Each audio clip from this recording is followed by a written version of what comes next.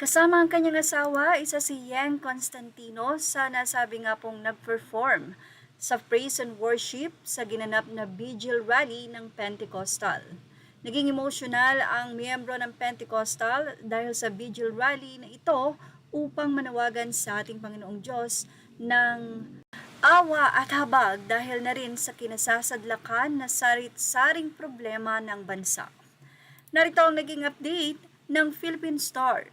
Members of the Pentecostal Missionary Church of Christ PMCC Fourth Watch attend the Home Free Global Crusade 2026 at the Corino Grandstand in Manila on Saturday. Singer-composer Yang Constantino was among the performers in the religious gathering. PMCC Fourth Watch Apostle Jonathan Ferriol said the event aims to provide spiritual guidance to Filipinos facing challenges brought by political tensions and economic difficulties. Marami sa mga members ng Pentecostal ang sobrang naantig at nagpunta roon upang makiisa at idalangin ang ating bansa. Siyempre, wala naman po talaga tayong pwedeng dependehan at hinga ng tulong.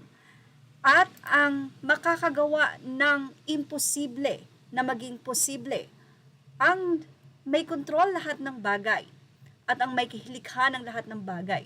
Walang iba kundi ang ating Panginoong Diyos na lumikha at kontrolado kung anuman ang nangyayari. Siyempre, nandoon ang panawagan ng bawat isa ng pagsuko at pananampalataya na ito ay didinggin ng ating Panginoon.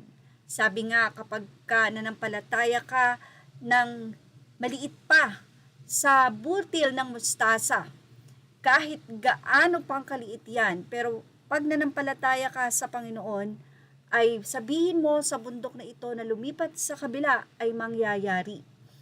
Marami po ang naantig sa nasabi nga pong vigil rally na ito ng Pentecostal at syempre dalangin din ng bawat isa na ang lahat ng Krisyano na buong puso na nananampalataya sa ating Panginoon ay nandoon ang pananalangin, pagluhod, at linisin ang ating mga puso upang maging karapat-dapat tayo sa kanyang habag at awa.